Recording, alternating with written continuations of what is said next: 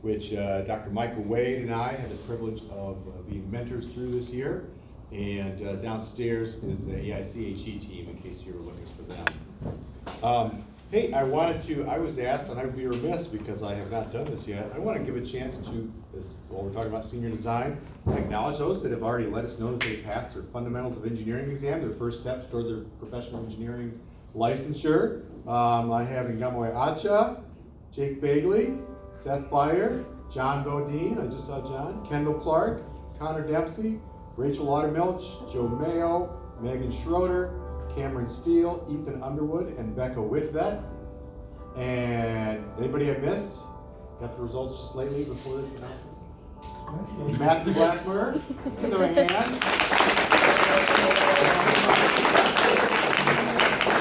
So a lot of them in this room, and I'm very proud of all these seniors too, but a little extra kudos to them.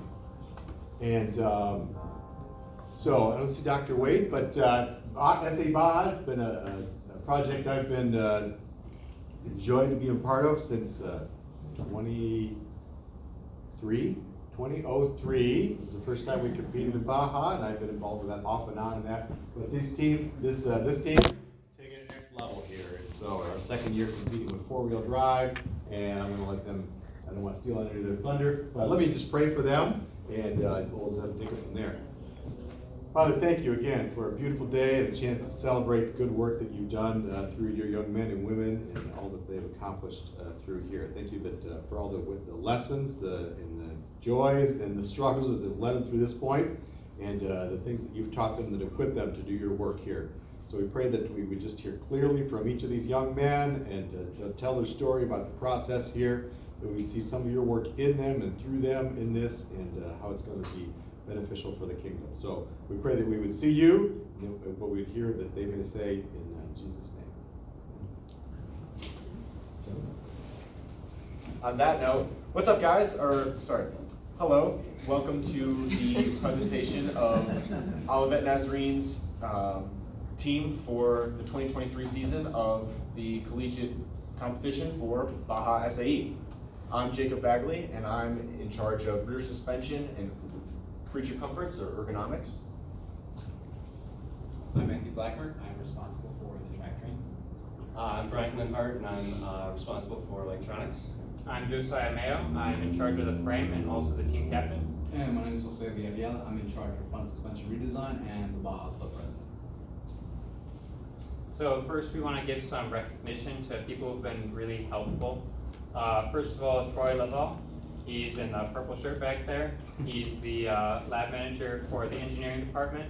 And he helped us by making sure we had the proper tooling, suggested fabrication methods for us, and also got us in contact with helpful people. Next, the Baja Club students. They've been very helpful with helping to fabricate the vehicle. Special thanks to Jarek. He's done most of our welding. Next, Sam Goen. He was actually on the design team last year. He graduated and now works at Ability Engineering and has access to a water jet, and so he was able to water jet us some parts. We also wanted to thank Dr. Schroeder and Dr. Wade, our faculty mentors. They gave us a lot of guidance to help us complete this project. And lastly, I want to thank the Walker School of STEM for the $10,500 to complete this project. All right, I'd just like to start this slide off with saying that Baja is a unique senior design project on the basis that, unlike other senior design projects where usually a sponsor approaches the university and asks them to solve a problem statement, we as a team actually get to decide how we would like to improve the vehicle. So that might be through our testing and inferencing, or that may be through looking at previous teams' performances. So that's just something to keep in mind. And then another unique thing about us is we have a special opportunity to also function as a club here on campus. So we get to interact with a lot of students on campus, not just engineers, but in other concentrations as well, just to give them an opportunity to see the senior design process and kind of the fabrication of how this project rolls along. But more on the overall of the vehicle, things we wanted to improve this year were the roll cage, the suspension, the steering, make sure the braking is good and well, and then the drivetrain. And then we are modifying last year's vehicle, which is in the top right, as you can see, just stunned up on that rock. So moving along, we have a lot of documentation that goes along with this project. It's not just kind of a ragtag, let's build a vehicle and go race it down a road. It's more a business presentation as well. So we spent the year coming together and creating some data to provide to the SAE presentations that might be cost analysis or cost reduction analysis, and presenting our vehicle to a team of judges. So that's something we do as a BAJA team. And then we also have a 134-page rule book that we have to follow. Because of this, it keeps us competitive compared to other larger schools such as U of I, and kind of gives us an opportunity to participate in something that a small school like us usually wouldn't have the opportunity to. And kind of an example of a weird constraint that we have to follow is in this picture right here. You see this weird shaped wooden construction, and that's just ensuring that the cockpit and the seat is within the bounds of the vehicle to make sure that the driver is safe at all times. Safety is our #1 priority on this build. We want to make sure that the driver and all those around it are going to be safe in any cataclysmic event, that no matter what happens, everyone will be okay. And then we want to make sure we're using sound professional engineering. So that may be making sure we're not cutting corners and just using tried and true methods to make sure this vehicle is as safe and legit as possible. All right, so as Brian stated, we are modifying last year's vehicle. So here are some of the issues from last year that we had to change. First of all, the front suspension had some bad geometry. This led to many broken ball joints, and it was also unsymmetrical. The steering geometry was not ideal. This made it difficult to turn. The weight, it was pretty heavy. They could have used a thinner tube, made it lighter, but they were not able to do so. The transmission had a leak. I think that's self-explanatory. The digital display failed. This was a digital gauge cluster that showed a speedometer and also a tachometer, a few other things. Due to a couple of small errors, they had to take it off the vehicle during their competition. Next up, we have the frame required some last-minute modifications. They actually had to do this at the competition. This was because they unfortunately missed something in the rule book. If you look in what it's circled in the purple circle, those joints there were actually supposed to be connected to the joint in the yellow circle. Due to the member that they had to add at the competition, they actually welded the engine in, so they would not have been able to remove it without cutting the frame. And last, we have the pedals are not ergonomic. This is important because we're doing long races. We have a 4-hour endurance race, so ergonomics is very important. Some other changes that are needed that weren't issues from last year. We had to redesign the frame to fit the larger engine. SAE switched up the engine requirement for this year.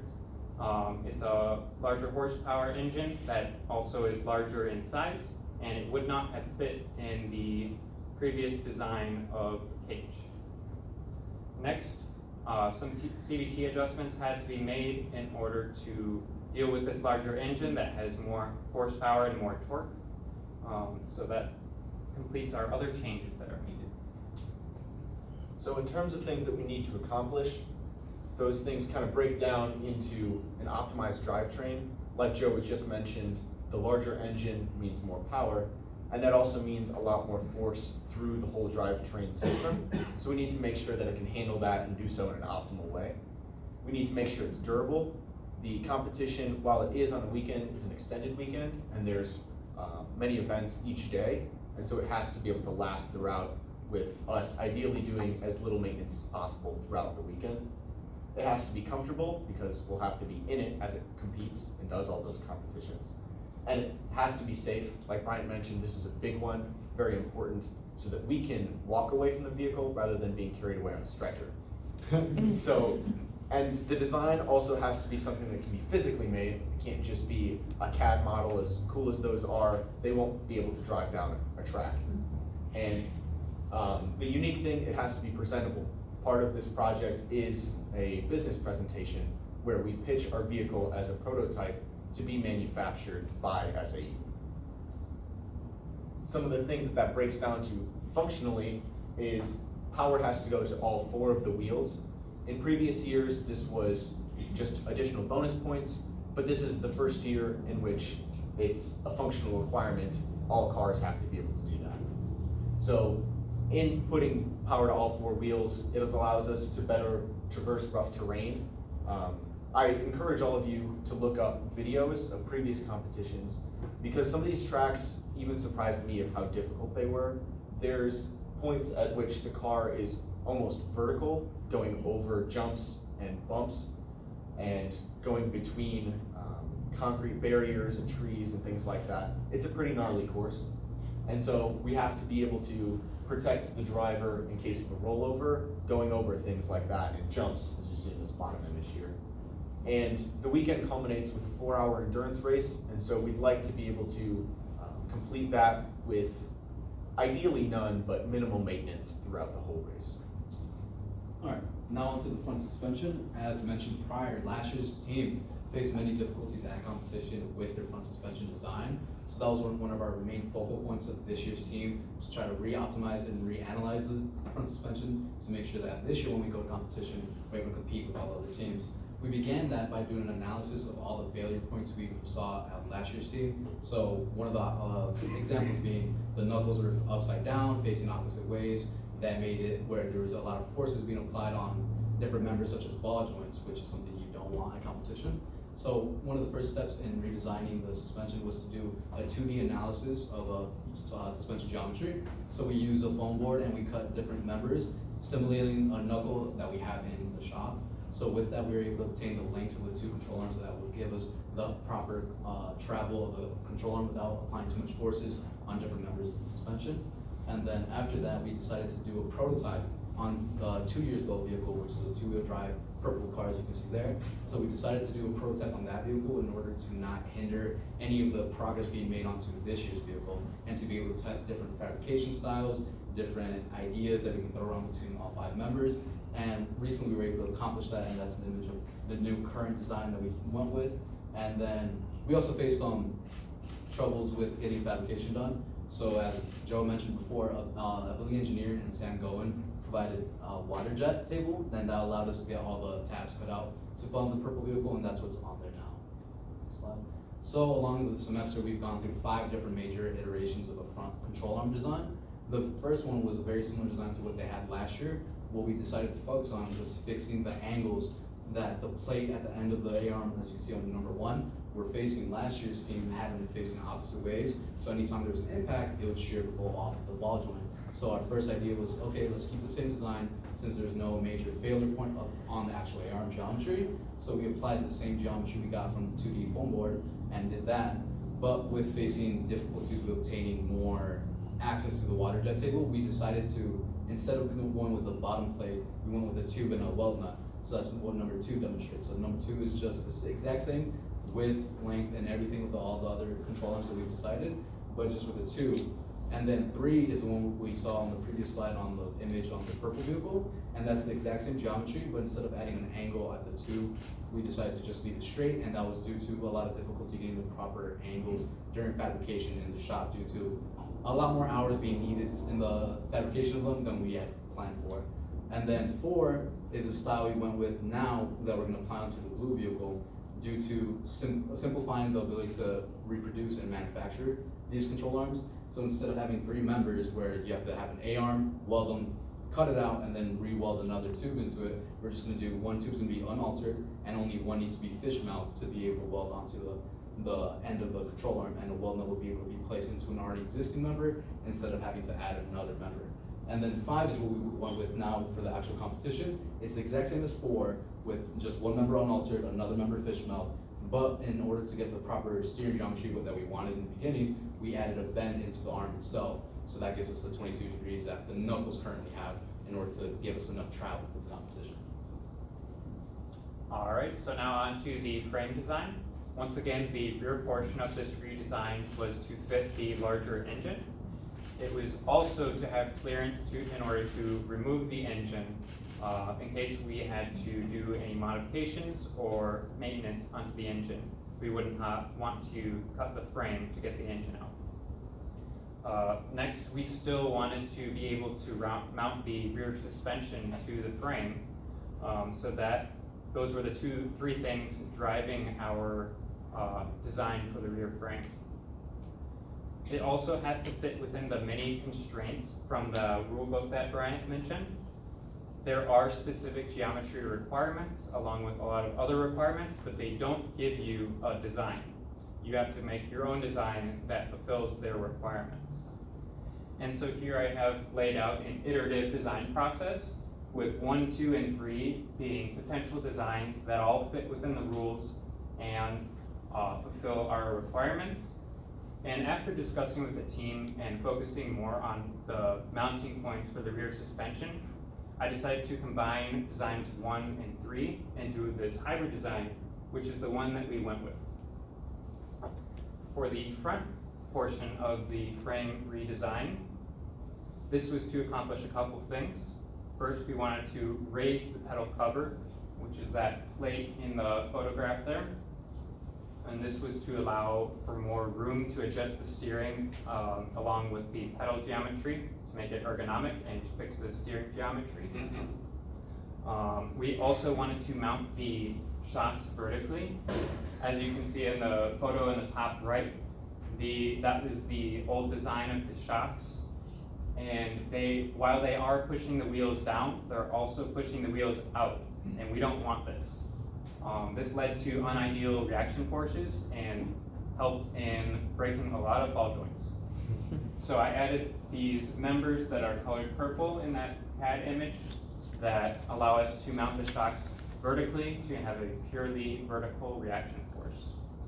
Finally, I calculated the strength of these shock mounts just using assumed 1,000 pound force load.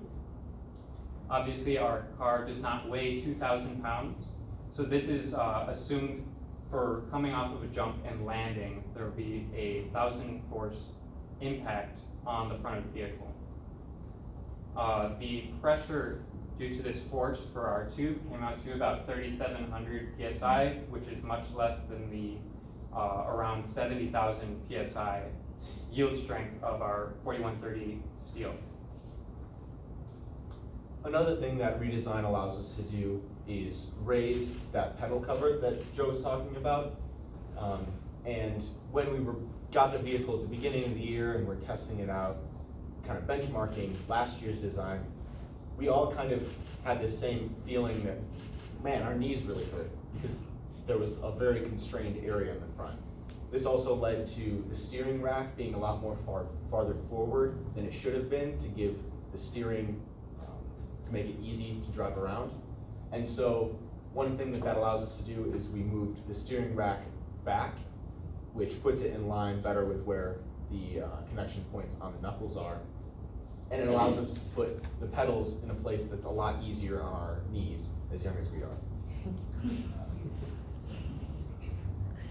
All right, for the redesign of the engine mount, our new engine actually has the same mounting points as the old engine, but because it's larger, the output shaft of the engine would have actually stuck out too far. So we had to adjust the mounting points in order to get the output shaft of the engine to line up with the input shaft of the transmission. The old design is in the photograph on the left, and the new design is on the right. This was simply done in CAD, and it was water jet out of steel by Sam Goen, and then we welded it and then milled out a couple sections for mounting points. For the fabrication of the frame, this was made out of 4130 steel tube. We notched it, rounded, and welded it all together. And this was a large chunk of our total fabrication hours that went into the vehicle. Unfortunately, we couldn't bend the thinner steel tube that we wanted to without it kinking and deforming. And so Troy actually got us into contact with a fabrication shop that told us that they had a tool that would be able to bend the thinner steel without it deforming. We actually went there and they found out that they did not have the tool that they said they did. So unfortunately, we couldn't save the weight by bending a thinner tube, and we had to make every bent member out of a thicker tube. Now, this actually made the frame stronger than initially planned, but it ended up adding 23 pounds of steel to the car, which is not the most ideal. And then finally, we fulfilled the requirements for the fabrication.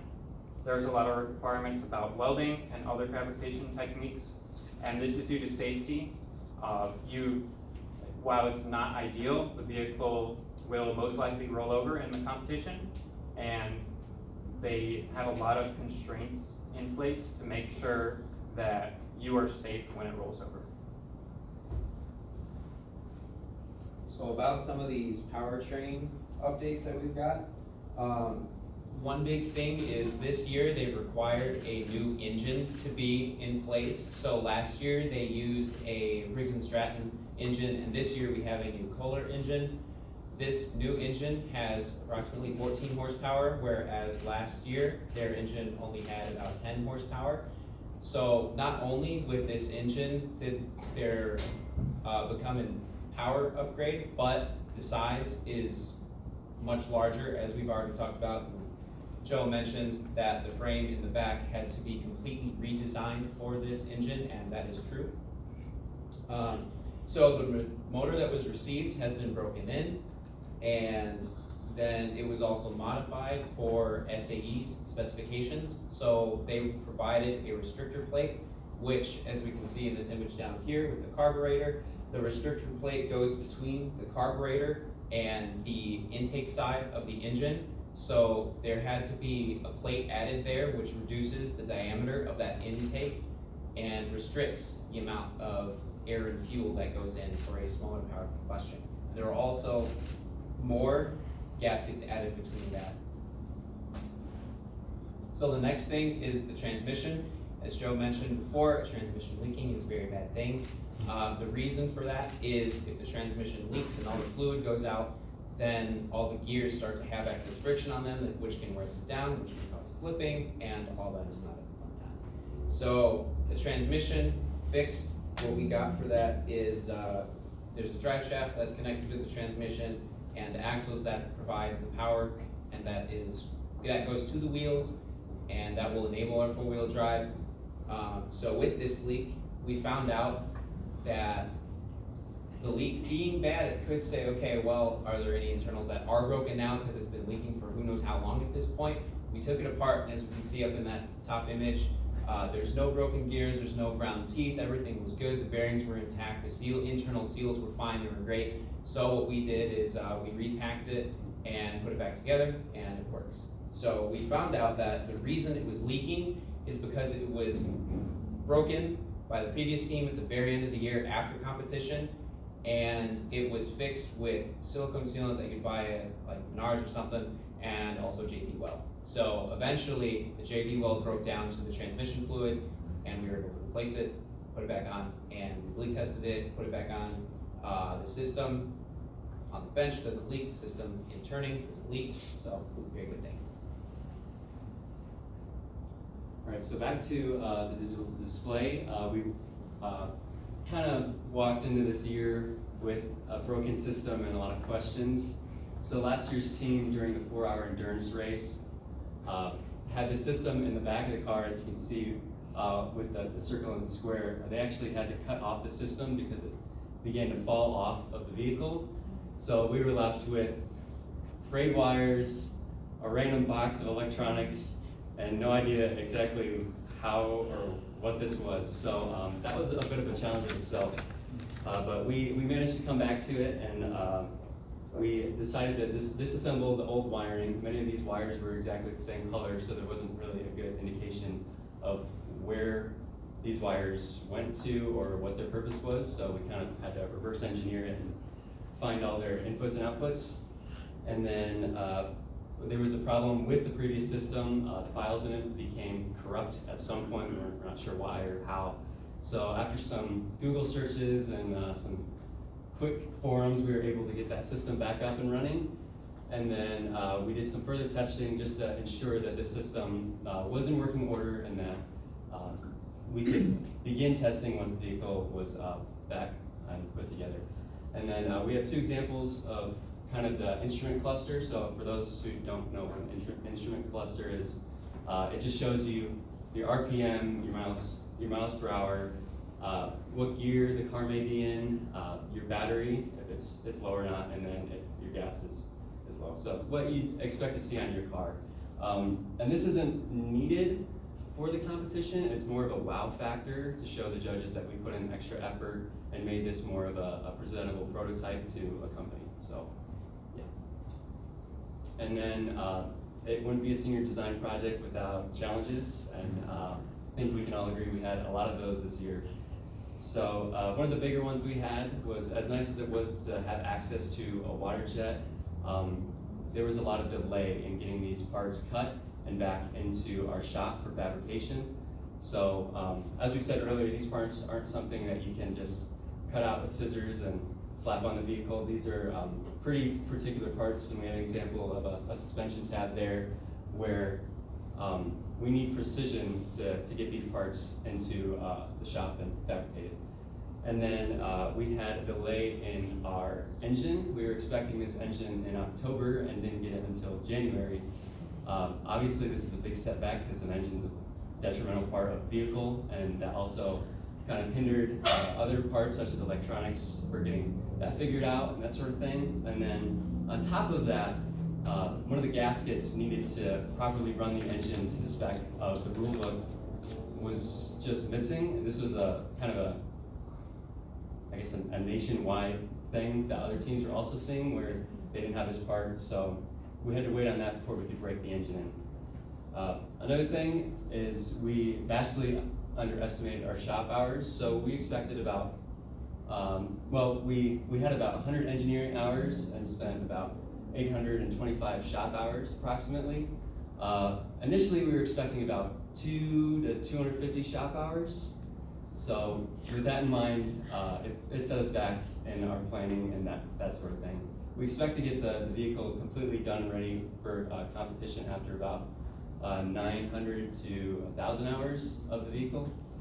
And then we had a lack of student welders. Obviously everyone's busy during college, and most of us don't have much knowledge of welding and that sort of thing. The only member we had was Jose, and as amazing as his skills are, we want to ensure that the vehicle is properly welded, and we won't get dinged for that at competition. So that kind of set us back as well.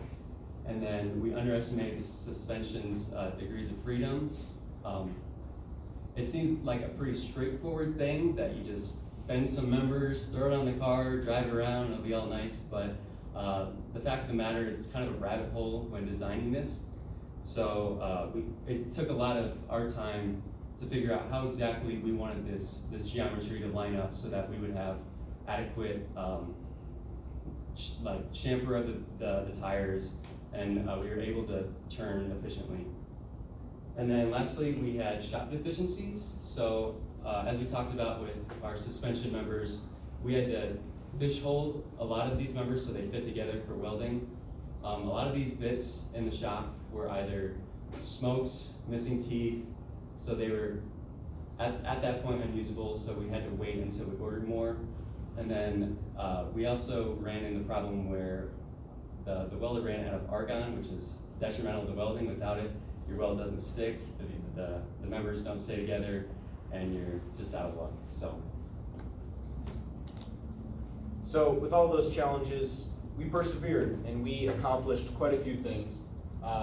We finished the frame and made sure that it stayed within all of the constraints and requirements that SAE provided to us. And we completed the drivetrain and mounted those pieces on.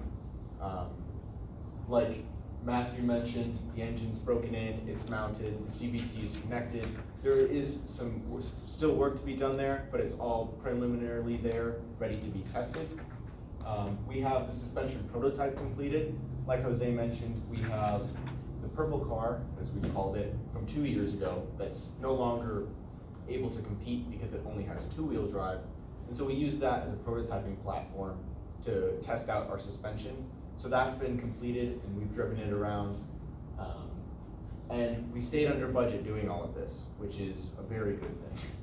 On top of the physical manufacturing and testing, we've submitted quite a few documents to SAE, such as roll cage documentation, comprehensive bill of materials, cost reductions report, and a business presentation, which has multiple parts towards it. So initially we had to submit a document detailing a small theoretical startup that we theoretically have with sales figures and things like that. And after that, we were given the opportunity to do a virtual presentation to pitch our car as a product. And pending results on that, once we hear back, we'll see if we're able to present in person at the competition during the weekend. So some of the future goals that we have in our mind is to finish correcting the orientation of the knuckles. So in doing so, we will turn them over. They were put on last year upside down, and we found out that that contributed a large factor into the steering issues that we had in suspension and how it actually works. So when we do that, we will be able to mount the new steering system, and with that in place, it requires a different orientation inside of the little box where our feet go. And as Jake has talked plenty about now, a lot of the ergonomics that were an issue with our knees or ankles being all bent, all up close, this will then extend out a little bit. We'll have a little bit more leg room, and the steering will then be able to fit in place. Likewise, the suspension can get put back on, and those will be oriented correctly, and that will help quite a bit. Another thing is install the digital display. Now that we've had some time to figure out how those wires work instead of just this spaghetti mess that's all over the place, we know where to go, we know where the connectors are in the engine, the transmission for RPMs and all those other things. Another last thing is we'll be tuning the CVT. So it's all attached. We have the belt, we have everything on the engine, we have it attached. Tuning it now will be just adjusting the spring stiffness, changing out plates, different clutch baskets, and then we'll be able to go back and forth and see what is ideal for this new powertrain, because every engine has its own power curve, and putting that to the ground goes through the transmission. So having a different transmission or having a different tune on it means the whole world to us. So once those are all completed, then we will finally be able to do this last thing, which is arguably the most important, compete in September. So, does anyone have any questions?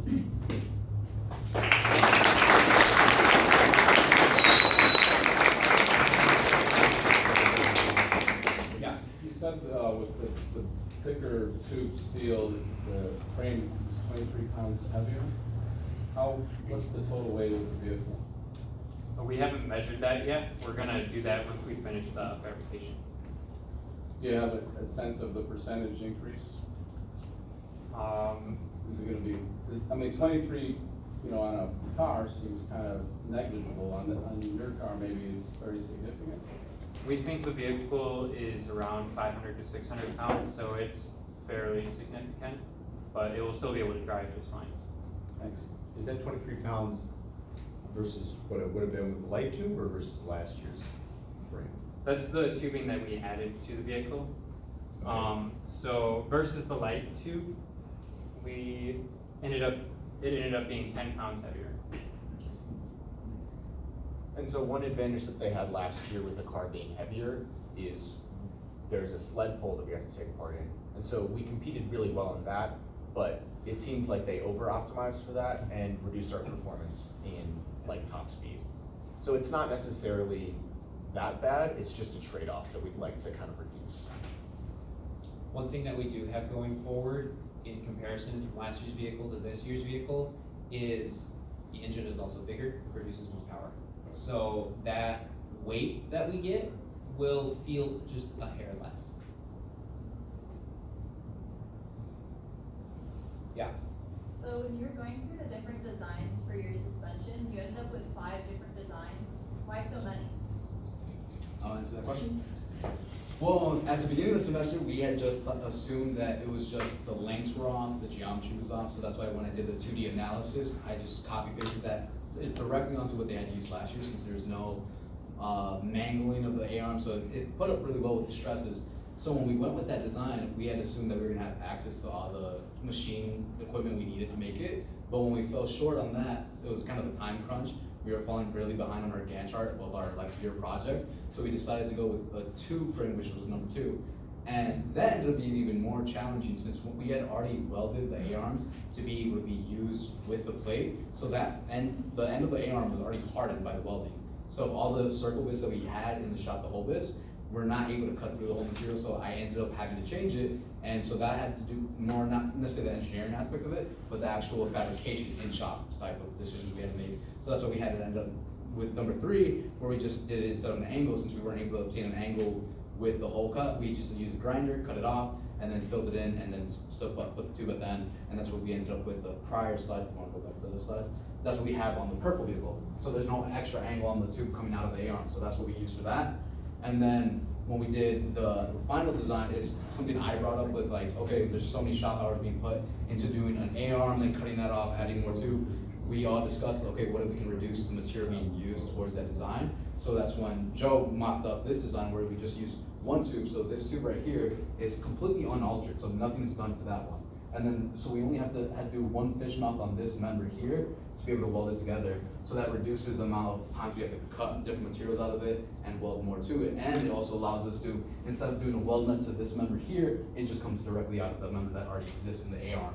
And then, so that would have been fine with the straight, but since we know that the knuckles we use has a certain angle already built into it when it's in a neutral position, to optimize the amount of travel we get from the suspension design, Joe decided to try to do this style where we bend the members before we weld them together, and that gives us the best of both worlds, which less material, easier to manufacture, and it also provides the best geometry for the vehicle. Good question. From what I remember from the update presentation, you were talking about the change in the ball joint. Are you still? Correct. That's why we're using tubes and weld nuts instead of the flat plate. The flat plate was used because those were for Honda ball joints, which is what the knuckles currently use as well. So that's what the team decided to use that. But once we shifted over to using a tube instead because of lack of access to equipment, we started going with a different ball joint. That's what's on the purple vehicle as well right now. So we are still going with that update. Yeah. The same as what? Yes. Okay. Yep. In the list of problems from last year's design, you guys mentioned that there was something wrong with the steering geometry. What was wrong with the old version of that? Quite a few things. If you ever want to waste a lot of time, you can look into all the different angles and things you can adjust on steering. With it being a double A-arm suspension, it allows for the wheel and rotor to kind of move parallel to the car, but that's only if certain specific ratios between members are correct and they're the same and things like that. So I actually have a knuckle up here, and it might be a little bit difficult to see, but even with this axle perpendicular or parallel to the ground, there's an already built-in angle, which is called the kingpin angle, which is one of many names that you find out researching this. But the main thing was that angle already built into the knuckle, combined with the vast amount of suspension travel that we were looking for in an off-road vehicle, meant that there was a lot of force going directly into the ball joint when we would go all the way down, say over a jump, and the suspension would completely, all that force would go into the ball joints. So last year's team ended up shearing a lot of those. And so our challenge this year was to kind of account for that angle and make sure that the force is being distributed across the whole system rather than just into one small part. And adding more to that, the reason, to give last year's team credit, they also had to implement a front differential, which greatly robbed them of a lot of the space in the front nose of the vehicle. So instead of positioning the rack and pinion where you normally position, which is the back of the knuckle, they had to flip the knuckles facing forward So, because they had to put the rack pinion forward in the front of the differential, so it was an unorthodox orientation already. So that added to a lot of strain in the steering of it, and that's why their control arms were designed the correct way, where the angle's already built into it, but the knuckles were the opposite. So they were just shearing apart from each other, so that we corrected that this year. So you guys got a new richer engine. So how did you guys break in the engine? So breaking in the engine, what we did is we pretty much bench tested it. We put it on a bench, bolted it down, and we filled it with oil. The manufacturer specification says you should probably put in about 3 to 5 hours of break-in period. The break-in period and the functioning of the engine, it should not be high RPM. It should be just low, idle, little throttle here and there. And then we tested it for about 5 hours, and then we'll replace the oil on the inside, and that will have all the assembly bits. There's the assembly oil that was put into the engine, all the fresh break-in stuff, we'll get that out and put the new fresh oil in, and that will be your lasting runtime oil. So that's what we do. For reference, break-in time on an engine is meant to make sure that the seals deform as they're supposed to make sure nothing leaks, which is essential so that we don't run into just, oh, there's no oil in the engine on the track, which would be incredibly detrimental.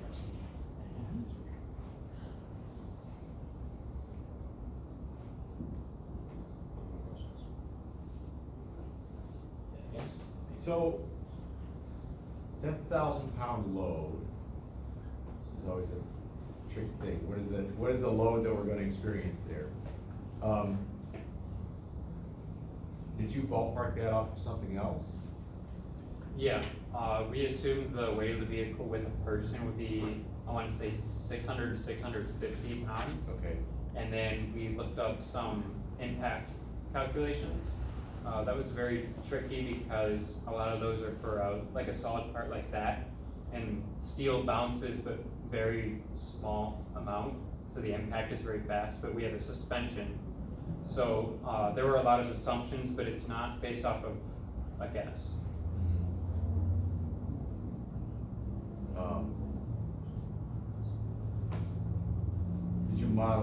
Did you try modeling from the old design to see how much you've improved, so things that did or didn't fail? Or is that just was that only a model of this year's new design?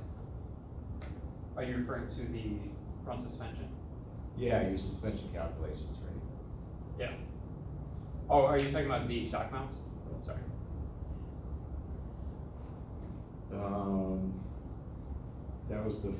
That was your front frame design, right? Right. We talked about that. Well, the suspension or the shock reaction forces are purely vertical, so it's as much improvement as you can have.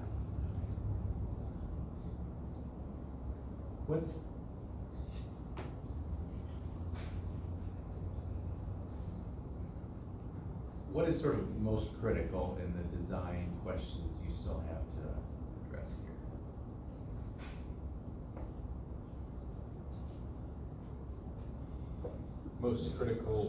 Most critical in sense of adding to our performance, or Yeah, adding or risk, highest risk. I think a lot of that comes into making sure that the ratios between our front suspension components are as they're supposed to be, because that impacts a lot of, like, the steering, for example. If that's off just a little bit between the two sides, the car will, based on which wheel the weight is primarily on, can kind of jerk us side to side, which is something we noticed in testing. So I think that is the most critical to the performance in terms of things that we still have to nail down and figure out.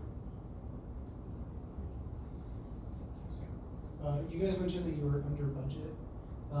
Were there any steps that you guys took to make sure that you were under budget, or it just happened to fall into under budget?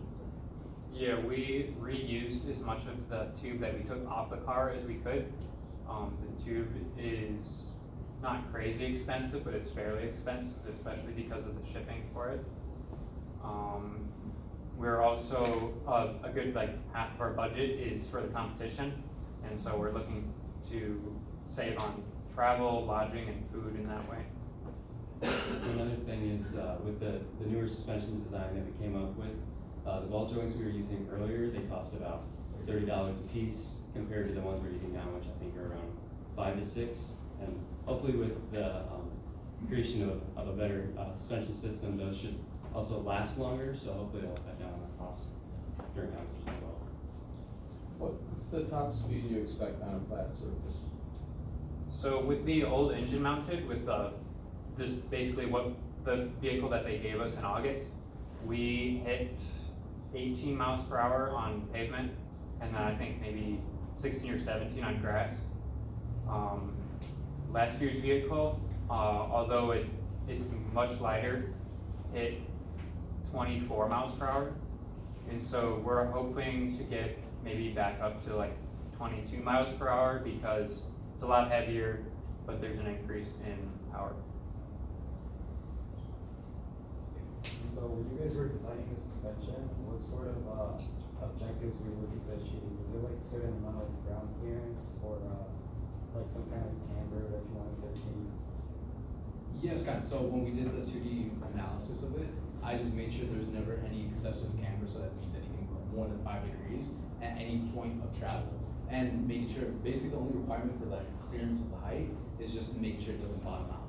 So anytime that it doesn't surpass the clearance of the wheels to the floor of the vehicle. So that was what our main guidance was for that aspect of the design of the geometry. One of the big points in the rule book is not necessarily you can exactly have this much ground clearance or this much deformation in your shocks, but it was correct. The width of the vehicle, the length of the vehicle be about this, don't go over. Yeah. So design criteria to think about is maybe the length of your control arms, length of your steering, how those are going to impact one another, and likewise. And one more thing to mention. I'm pretty sure, I read the entire rule book and I'm pretty sure the word suspension is not in there. So they let you do whatever you want because if it breaks, nobody's gonna get hurt. Your vehicle's just gonna stop moving. And so as Brian mentioned, it's kind of a rabbit hole when it comes to designing front suspension. And so the fact that they gave us no constraints on that end made it maybe a little bit worse. Is there any part of your design and the design process that you went through that would help to facilitate next year's team in their process on this vehicle and design? I think that in just general, there was probably moments where we should have maybe reassessed the situation rather than trying to brute force our way into making it work. That was especially prevalent in the suspension where we just kept trying to drill through something and it just wasn't happening, or maybe that sort of thing. You know, I'll add, so we don't know exactly what they're going to change next year, but they're definitely not going to change the engine requirement because the Briggs & Stratton engine was actually used for 20 years straight, or 10 years straight, I don't remember.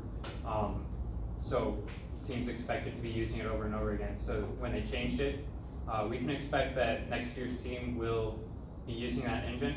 They will have to design a brand new vehicle. This one will be out of date, but they can use our new frame design as reference because they know that it fits. I think you're answering my question, but you know, you've been at this for 20 years. I would think you have a perfect vehicle by now. So I'm guessing that every year they change the requirement, and that's why it's new every year. Is that why you can't borrow so much on the past? Yeah, they do a lot of changes because that's probably one of the reasons why they want to keep making it safer. It sounds like they want you to be able to have a more powerful, faster vehicle because one thing we are getting is all that experience. And so even with the changes, teams are getting a little bit better at designing it, so they want to add some speed to make it even more difficult to design a good vehicle. But then the four-wheel drive is actually a really big change that they did recently, which I think is why they added a larger engine requirement because the 24 miles per hour versus the 18 miles per hour is a pretty significant drop. The reason the vehicle is so much heavier is because of the four-wheel drive system. It's also worth noting that while we were able to just optimize last year's frame and make changes to it, the frames only last for what, 2 years? So next year's team won't be able to use our frame. And that's important to keep things fresh and new. So each one has to be remanufactured every couple of years, which even just that little bit of remanufacturing as the years go by makes significant changes. So nothing's really the same in some senses. Can we actually go back to a picture of the frame? Maybe like the one where we chose the hybrid design? All those two. Would be pretty close to this.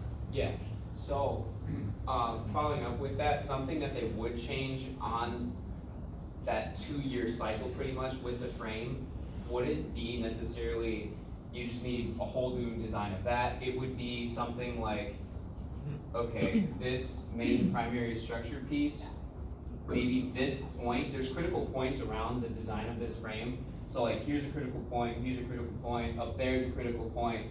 One of those points might change in 3D space a few degrees. So it will still be the same, but it's enough that this might be more ideal to move out, move in, be a little shorter, be a little longer, something like that. And that's up to the team to read through the rule book, look at the frame, because there's like 4 or 5 pages on the frame, and there's an image of the 2 different body styles that you can choose, and there are very specific points that the frame has to touch. Now, it doesn't have to be built in such a way where each beam has to be like this, has to be like this, they have to connect right here. You have to do all the in-between stuff, another rabbit hole to go through and figure out. But those 2 points are something that is exactly what Joe's talking about. Yeah, so here's an example.